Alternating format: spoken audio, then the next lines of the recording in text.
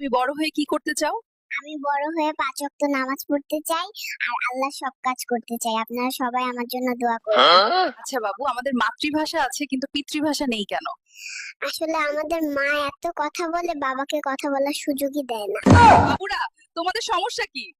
আমাদের যার সাথেই দেখা হয় সে আমাদের চুমু দেয় এবং গাল ধরে টান দেয়, এর বিচার চাই। সিলেটে জন্মগ্রহণ করায় তোমার অনুভূতি কি?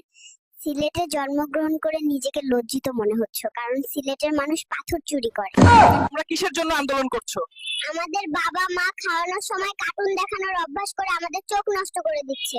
এর বিচার চাই। আমরা একেবারেই নিঃস্ব।